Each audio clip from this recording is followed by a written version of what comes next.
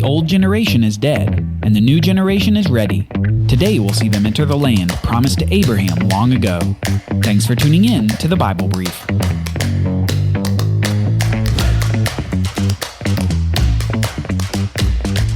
It's been 40 years. 40 years of wandering in the wilderness of the Sinai Peninsula. After failing to enter the land of Canaan, the generation that had seen God deliver them from Egyptian slavery had all died out in the wilderness. Despite seeing the miraculous leadership of God by pillar of cloud and fire, despite receiving the manna bread from heaven, despite seeing God descend upon Mount Sinai in smoke and fire, these people would not obey God to enter the promised land. Miracles, it turns out, don't automatically cause faith and obedience. In the case of the older generation of Israel, no matter how many ways God delivered them from their troubles and showed his faithfulness to them, they still resisted and rejected his rule over them. But now consider this. All of these young people under the age of 20, when the 40 years of wandering began, and many of whom were born in the wilderness, each one of them saw their parents and grandparents die in the wilderness.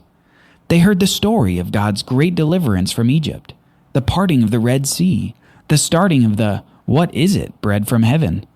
They imagined what it was like to have seen God come down on Mount Sinai and see Moses come out of the smoke with the 2 tablets of stone. They were sad to hear of their parents and grandparents' demand that Moses' brother make the golden calf as a fake god. This is what they grew up with, and the whole time they saw in front of them day after day and night after night the pillars of cloud and fire by which God was leading them. They also began to practice God's law in earnest, as the youngsters from the tribe of Levi saw their fathers and grandfathers perform the ritual sacrifices in the tabernacle tent, while the other children of Israel learned all these other rules with their basis in the 10 Commandments. Now, 40 years later, the oldest of the next generation would have grown to as old as 60 years old, and determined not to repeat the mistake of their parents. As the time of wandering came to a close, they were itching to go into the land of Canaan. But before going in, Moses, now around 120 years old, gives a speech to this new generation of Israelites. Moses was one of only 3 men of the older generation still living, the other 2 being the spies who had bravely told the people to enter the land 40 years prior, Joshua and Caleb. This speech of Moses essentially encompasses the book of Deuteronomy, and his speech is in accordance with the book's title. Deuteronomy essentially means second law. Not that God gave a second law in the book, but rather that this is the same law being told for a second time to a new generation. Moses wants to ensure that this new generation understands their duties and responsibilities as they enter the land. Now this speech, where Moses reminds them of the law, ends with a stark warning, in a section that many call the blessings and the curses of the law.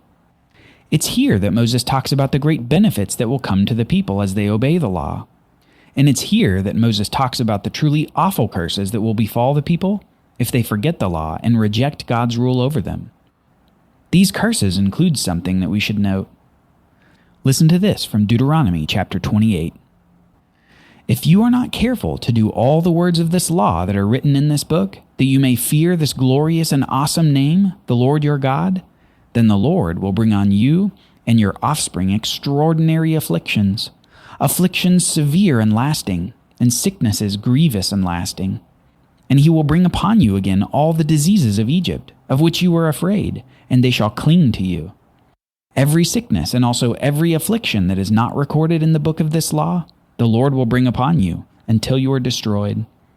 Whereas you are numerous as the stars of heaven, you shall be left few in number, because you did not obey the voice of the Lord your God. And as the Lord took delight in doing you good and multiplying you, so the Lord will take delight in bringing ruin upon you and destroying you. And you shall be plucked off the land that you are entering to take possession of it. And the Lord will scatter you among all peoples, from one end of the earth to the other. And there you shall serve other gods of wood and stone, which neither you nor your fathers have known. God announces great judgment if the people forget the law and don't obey the rules that God gave to Israel. And these curses include disease, sickness, destruction, depopulation, capped off with the expulsion from the land of Canaan. The possession of the land, then, was largely conditioned upon obeying the law. And when they were expelled from the land, they would know exactly the reason why. They had forgotten and disobeyed the law that God gave them. And sadly, before the end of the speech, Moses tells the people that they will indeed be eventually cast out of the land. They will forget. They will disobey. Eventually, the people of Israel will be exiled into other nations and scattered abroad. The law would not be upheld nor obeyed. And soon Moses ends his speech, and we read this. And the Lord said to Moses, Behold, the days approach when you must die. Call Joshua and present yourselves in the tent of meeting, that I may commission him. And Moses and Joshua went and presented themselves in the tent of meeting. And the Lord appeared in the tent in a pillar of cloud, and the pillar of cloud stood over the entrance of the tent. And in this appearance, God commissions Joshua as the new leader of Israel as they enter the land. It says this, And the Lord commissioned Joshua the son of Nun and said, Be strong and courageous, for you shall bring the people of Israel into the land that I swore to give them. I will be with you. One of the faithful spies who had gone into the land 40 years prior would now lead the people into the land as God himself would drive out the inhabitants there from before the Israelites. This was it. The time had come. After not just 40 years of wandering, but over 400 years since Abraham was first promised the land of Canaan in the Abrahamic covenant, they were finally entering the land, and God would be with them. And we see God showing his power to them in 3 ways over the first several days in the land. The first example is in the people actually entering the land itself. To enter the land, they had to cross the Jordan River. And to cross a river, they'd need a lot of boats, right? Well, no. In fact, we've seen Israelites cross a body of water before, and they didn't need any boats at all. The same would be true here. God would stop the flowing of the Jordan River so that the people could cross over the river walking on dry ground.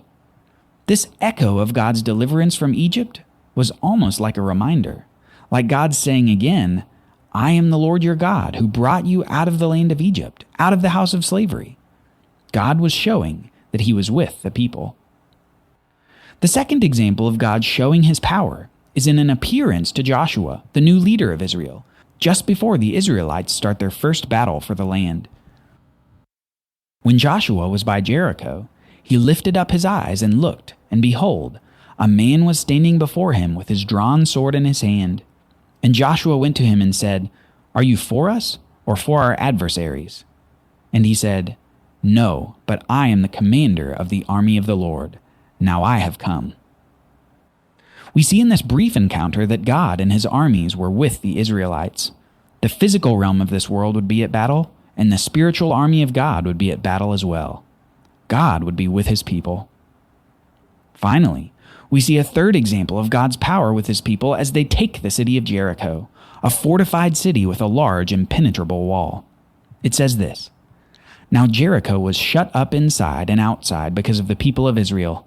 None went out, and none came in. And the Lord said to Joshua, See, I have given Jericho into your hand, with its king and mighty men of valor. You shall march around the city, all the men of war going around the city once, and thus you shall do for 6 days. On the 7th day you shall march around the city 7 times, and the priests shall blow the trumpets. And when they make a long blast with the ram's horn, when you hear the sound of the trumpet, then all the people shall shout with a great shout, and the wall of the city will fall down flat, and the people shall go up, everyone straight before him. And just as God said to Joshua, it happens. On the 7th day of their marching, upon the blow of the trumpets, God causes the walls of the city to fall down flat, and a battle commences where the Israelites overtake the city as the first place conquered in the land. God again had shown that he was with his people. However, basking in victory over their enemies, one of the Israelites is tempted. You see, God had said that as they defeated their enemies, that they should not take the plunder, but should destroy it instead, that they should devote it to destruction. But tempted by the glittering gold and silver, a man takes in secret what should have been destroyed. Next time we'll see the results of this secret sin as it affects the entire nation. God is serious about his rules and won't overlook even the secret sins. Thanks for listening to the Bible Brief. Are you enjoying the podcast? One of the best ways for this show to grow is for you to share it with a friend. Will you do that today? We'd love to help more people understand the life-changing story and message of the Bible. Thank you for your support, and thank you for listening.